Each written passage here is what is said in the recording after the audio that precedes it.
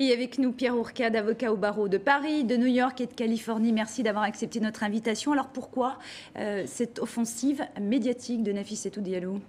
L'objectif, il est double. On sait qu'il y a une action civile dans l'air. Et donc, la victime présumée est en train d'établir des éléments qui peuvent appuyer cette procédure civile. Elle a annoncé que cette procédure civile allait avoir lieu.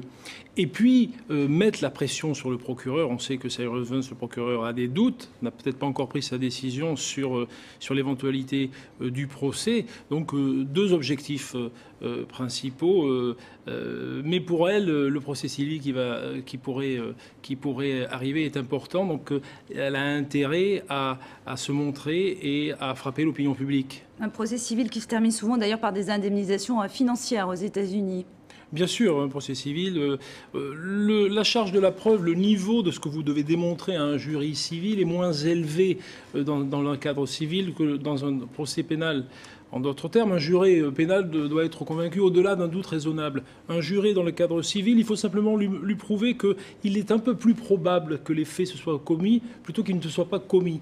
Donc la voie civile est plus facile. Elle obtiendrait non pas une condamnation de Dominique Strauss-Kahn, puisqu'on est au civil, en tout cas une condamnation pénale, mais une condamnation à des dommages et intérêts. Pourquoi Cyrus Vance a-t-il besoin de temps et pourquoi a-t-il reporté la prochaine audience au 23 août ?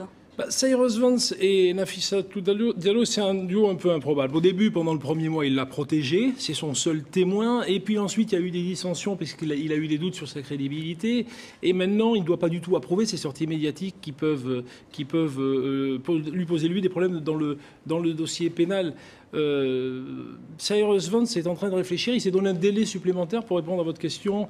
Il veut plus de temps, peut-être pour trouver d'autres victimes.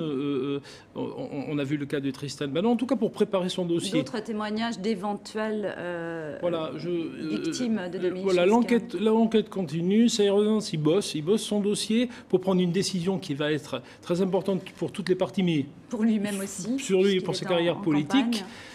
Abandonner les charges en race campagne, après tous ces mois d'efforts, ou aller au procès avec le risque d'avoir un témoin qui ne tiendra pas la route devant un jury populaire. Alors cet après-midi, Nafissatou Diallo doit prendre la parole pour remercier ceux qui l'ont aidé, c'est-à-dire les associations de défense des victimes. Est-ce qu'on n'entre pas là dans une politisation du dossier qui sera très difficile à contrer pour la défense de Dominique Strauss-Kahn ?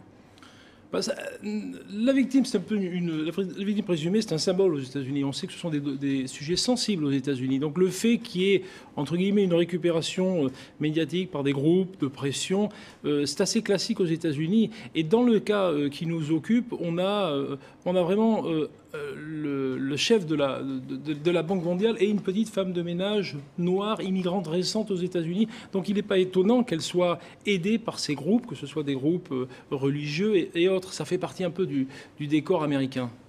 Merci beaucoup Pierre Ourcade d'avoir accepté bien sûr notre invitation et d'avoir répondu surtout à nos questions sur le plateau de TV5 Monde.